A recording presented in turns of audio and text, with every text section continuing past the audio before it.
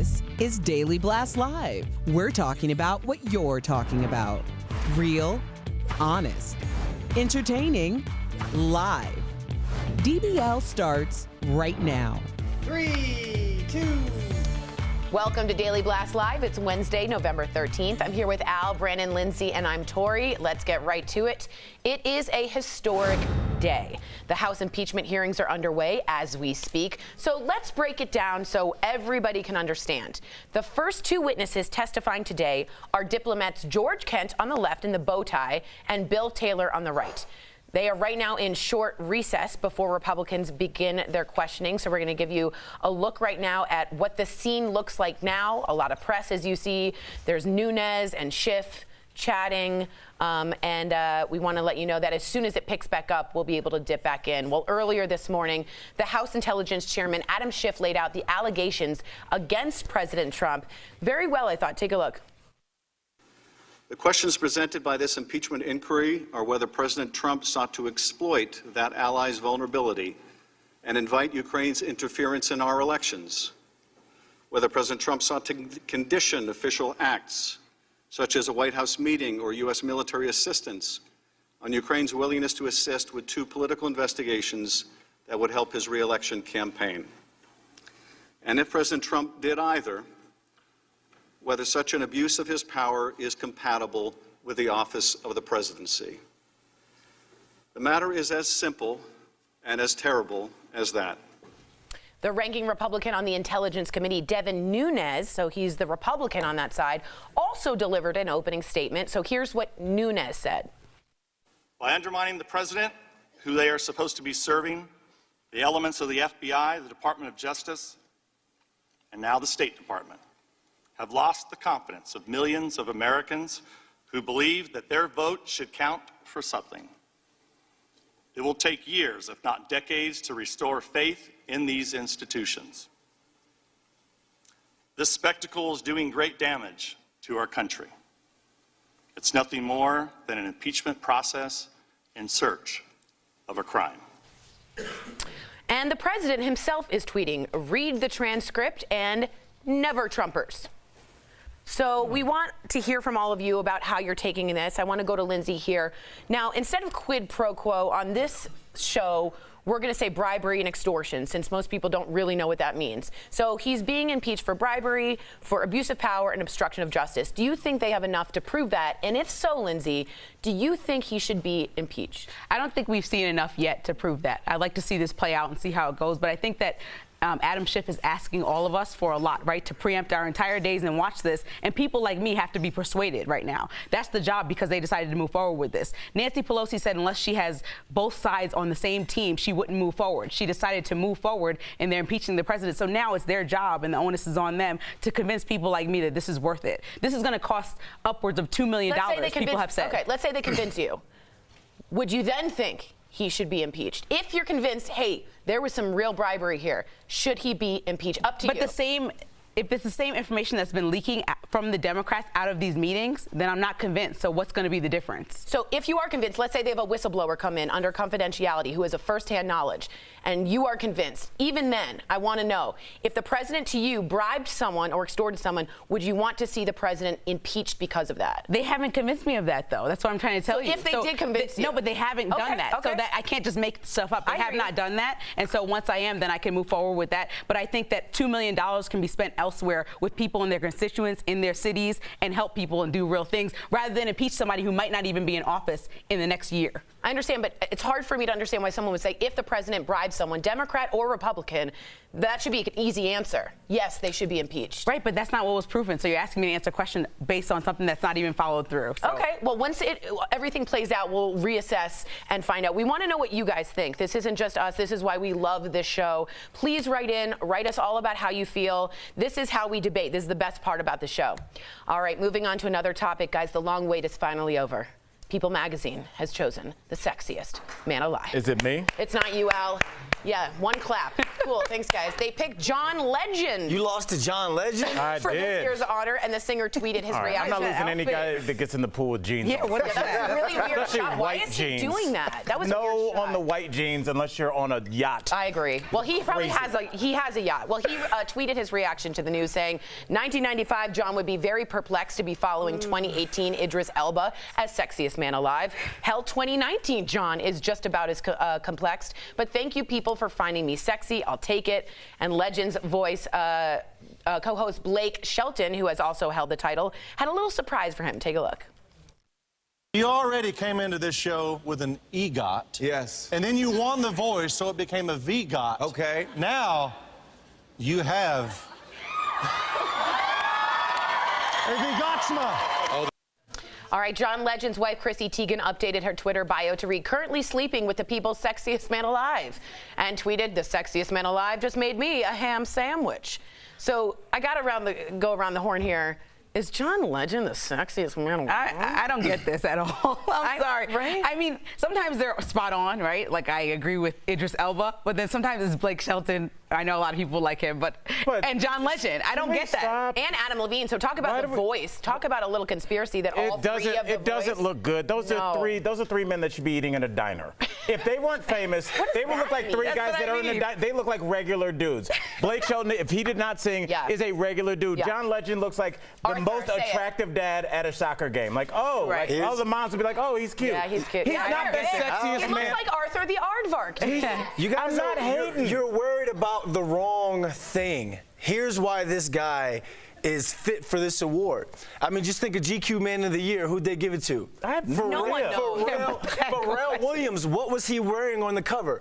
A big old dress, like a big tent dress. The sexiest, look at this, the sexiest man alive, and the new masculinity, this thing is evolving when it comes to men being sexy. Now, the fact that he has an EGOT, the fact that he's on The Voice, is bigger than just having chiseled abs and being like, I'm Arnold Schwarzenegger, I have pecs that move. It's different now these days, so people are, That was women a are finding. horrendous impression. It was good enough. No, you lost confidence in it, and then it turned into halfway Arnold's through. cousin that lives in But Jersey. you understand what I'm saying No, now? we're not Sexy. going to nitpick through what sexy means. Come on, it's Thank People you, magazine. Lindsay. It's a basic, It's you know, not like all- basic everything on the magazine. It's table. not like this It's- deep thought magazine. There are women out there who think brains are sexy. They're thinking that you can win okay, an whatever. Emmy, a Tony, an Oscar. You're That's the one bigger. telling us that brains are okay. Here we go. Well, Whoa, Sarah- whoa, whoa, whoa. Let's pull back. You're No, all about. let's wait a pull minute, back the You're all reins. about like the value of also aesthetics. I just meant you're not like. I'm not all about vanity. I am all about what's up there as well. I care about what's up there. Okay. So we're going to You won't nominate even you call next it the year. brain. You just say, what's up there? Talking about the attic. Something. I like girls that got stuff up there. This is good. They're great. All right, moving on. We have someone that doesn't normally open up. Sarah Palin is really opening up about her divorce from Todd Palin. She said she learned about it in an email from his lawyer just a week after they celebrated their 31st wedding anniversary. Here's what she said about it in a podcast. A week after our 31st anniversary is when he filed, yeah. Oh, yeah. It's not easy to talk about. Did it? But it's not over yet. Was it devastating? It was devastating. I thought I got shot, you know, and yeah, I It's think. the last thing you wanted to happen. Okay, how would you, let's take your Sarah Palin feelings away for a second. How would you feel? By the way, you know that email was sent over Hotmail. Yeah, also, They both look like they it was also- use it was old AOL. accounts. AOL, Yeah. What would you do if you found you were getting divorced or broken up with by an email? I don't know, Lindsay. I actually have broken up with somebody over email. Really? Listen, I'm way better writing down my feelings than saying them out loud. But I did say, read this thoroughly and then give me a call and let's discuss. You made him call you after dumping him? Whenever he's done reading it, I can't say, oh, I'm going to give you 10 minutes. That was a Like, prequel to a dump. Yeah, that was like, read it first. What'd you I say didn't want to last be time with the confused links? about. Oh, yeah, you know, Lindsay, because he's so thorough, definitely had links in that email. Like, yeah. click here to see why you ruined Vegas. No, I made fun of Lindsay, but I agree with you. I think, like, for certain people, I think getting my thoughts out in a coherent manner and then talking about them is probably the best. But you might want to tell your wife, too. Yeah. Not just email. No, I don't kind of email your blindsided. wife. That's the part I regret. I should have told him that it wasn't working out. Read this email. He There kind you go. of thought I could have been like, I love But you. it's and it was never like, a good thing when it says read this email. Yeah, that's never good. No. You know what is good? DBL, because we're Yes, live it and coming is. up. An elementary school in Minnesota is fighting to get off the failing schools list. We're tracking their emotional journey, and you, the viewer, are our fifth host. This is fascinating. The Supreme Court says Sandy Hook families can sue the company that made the killer's gun, Remington. Do you agree with this decision? Your comments coming up next.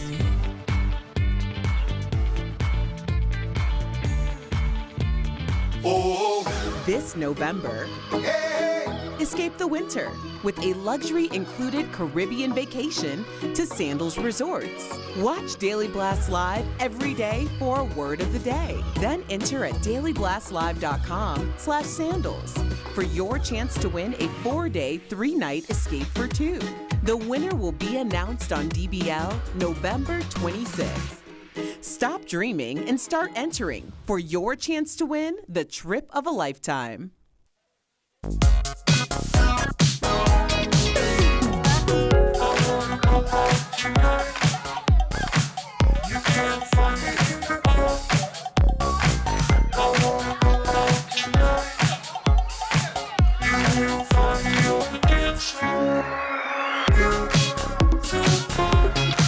Nation, Kelly Schubert here with the DBL digital team.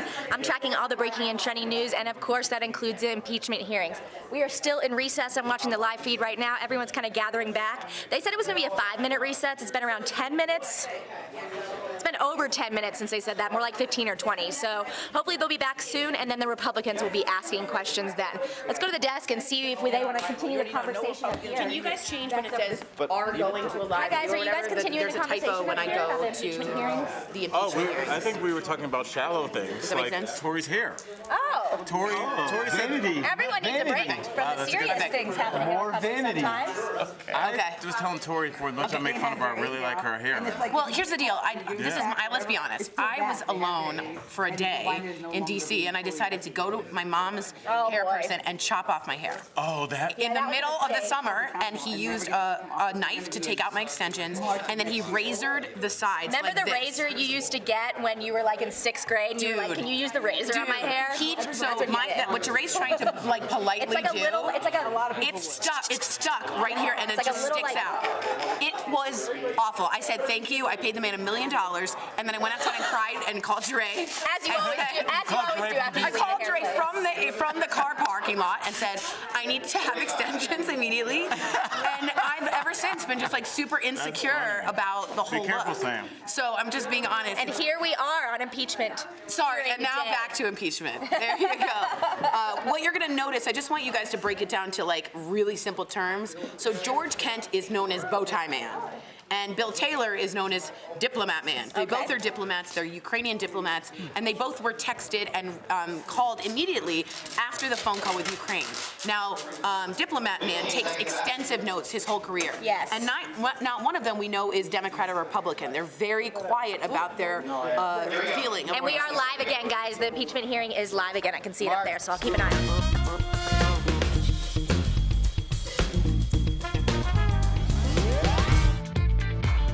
Welcome back to DBL. Today's fifth host has come down to a Supreme Court ruling around gun control, and you are really, really, really into the comments. It's official. The families of Sandy Hook victims can sue the company of the firearms used in the elementary school mass shooting. That would be Remington. The outcome of the case could serve as a blow to the industry or mean justice for those who suffered from this act of terrorism. So DBL Nation, should gun makers be held responsible for mass shootings? And just real quick, it's not that they're being sued for making guns. It's the marketing in which Remington attracted people falsely. Okay. Go ahead. Okay, Ray from Facebook says, if you're allowed to sue tobacco companies and now vaping companies for producing products that could potentially kill people, then sure, let's sue the courts and let the courts decide. I just think that, are we going to sue like Grand Theft Auto as well for promoting mass shooting? Are we going to look at the Secret Service study that came out last week that showed that bullying is a lot of the cause for gun violence? And are we going to say that we should sue every bully? Like, I just don't know that this is going to be very helpful. Okay, but be very careful, because they are suing only because it's a military-style weapon that was literally sold under deceptive false advertising as for civilians. And that's specifically why they're suing, deceptive advertising. Because they can't sue your way. You're absolutely right. I think Heidi agrees with you there, Tori. She says, no, the gun didn't shoot anyone. The operator of the gun is responsible. So it sounds like she's read up on the gun liability bill enacted in 2005, where this has kind of shielded these gun makers and gun sellers and the NRA from being sued. But at the same time, it kind of looks like it's taking a turn right now, because it seems as though our Supreme Court is listening to the families, listening to these victims, and now it seems like these victims and their families may have some sense of justice to at least let it be brought forth in front of the Supreme Court. All right, Brandon. Karen from Facebook says, I'm so tired of all these mass shootings brought on by semi-automatic weapons. Guns are being sold to young people for what reason other than doing a killing spree? Karen, I think your frustration is felt by many viewers, including myself. I just think this is such a weird thing to sue on. I'm just thinking out loud here, but then could you sue Tesla if their self-driving car that comes to you in the parking lot was to run over somebody? Could you say that they were selling that feature and then therefore they made that feature people aware of that feature and then it ended up in somebody's death? I don't know. This feels like a slippery slope, and I'm one for trying to avoid those. This is just a weird one for me, Tori. To me, I actually like this. Again, it's a Connecticut state law that says you can't falsely advertise, and when they advertise, it says one of the ads for Remington for this machine says, here, consider your man card reissued. And they're trying to push it for civilians when it's solely a military weapon. And under that law, I could see them winning it. Interesting. So interesting. Keep writing in. We so appreciate it. But it's a specific loophole they're going through. Does that make sense? Yeah. It's interesting. Coming up on DBL, a school fights to get off the failing schools list. Their determination and dedication to the kids is on display in this emotional story.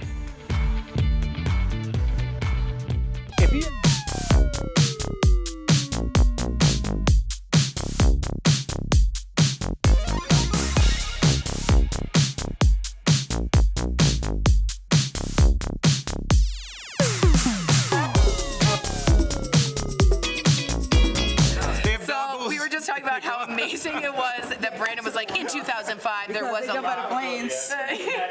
Enacted in 2005. He's absolutely, is he running away? Yes, we need to tell all our viewers about the constant running joke. We did a story about obviously the dog that got El-Baghdadi and Conan and Brandon sat at that computer and did more research on war dogs than I probably did my first year of college. He just, I can't talk. The doggos, they have doggos. The war dogs, the war dogs. knows everything about war dogs. You're gonna write a screenplay about that. We know about war dogs. Oh my God. If you ever write in and want to get on Brandon, just talk about war dogs. Oh my God, that was really good. But I mean, full conversation on his Instagram. Any picture of him like this. Be like, what about them war dogs? Yeah, Brandon. And he will engage. If you want a response, talk about those dogs. So guys, just so you know, Kelly is, if you can get her over there, she is being chained to her chair because she is watching the impeachment process completely. Or is she having that on? Okay, good, sorry. And what we're doing is keeping you updated for any huge breaking news. One thing I want y'all to know about Taylor is he said this. Not only did he want Ukraine to look into Biden, he also wanted Ukraine to publicly acknowledge it to CNN that they're going to be looking into it. So it's incredibly interesting that they wanted a public acknowledgement. Tori, really fast. Yeah. For the people who are not going to be able to watch this the entire day, how should they get their information? So CNN has a list of things if you don't want to watch TV, but Twitter's great because it's live updates. So Twitter's really easy, or just watch us. Stand by, here we go.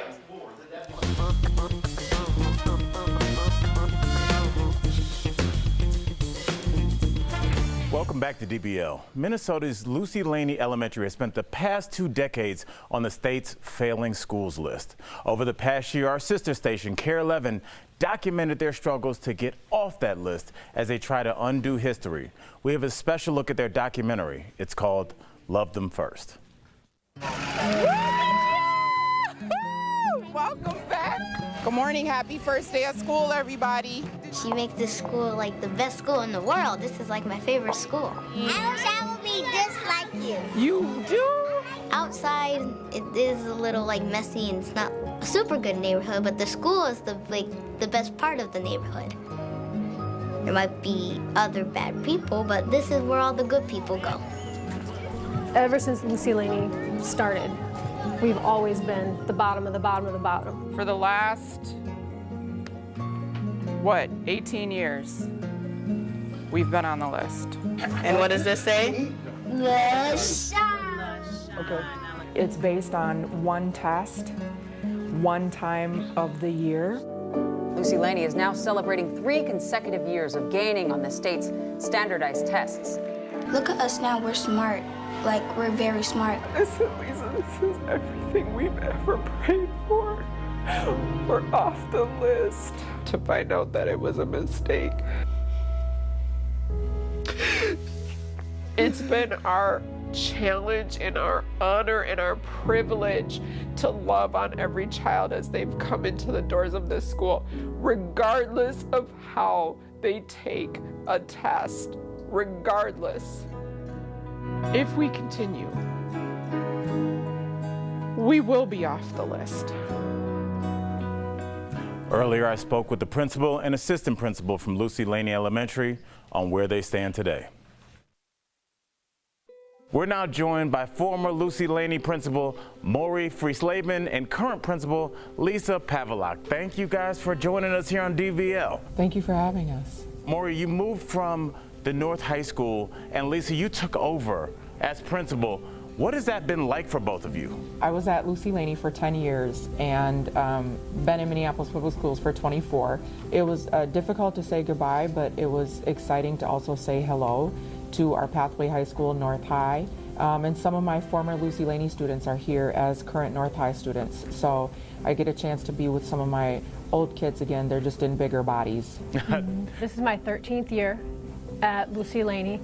And so I didn't leave, but we definitely miss Mari, and she's left some very big and unique shoes to fill. Where does Lucy Laney stand now, and what do you think it'll take to get off the failing school list? This year, right now, is the 2019-2020 school year. The year that Love Them First was filmed was the 2017-2018 school year, so it was 2 years ago. So at the time of the filming, we had 3 years of consecutive gains that we were working to get off the list. We're now at 5 years of consecutive gains, but the list kind of comes out every 3 years. So we're on it for now, but we are definitely doing the right things. I think it's the system that we struggle with. Our teachers work so hard. Our kids work so hard. We like to say that it doesn't define us, but I think feeling like we were off and then getting back on made us realize like how much that really does impact you. We're gonna do it.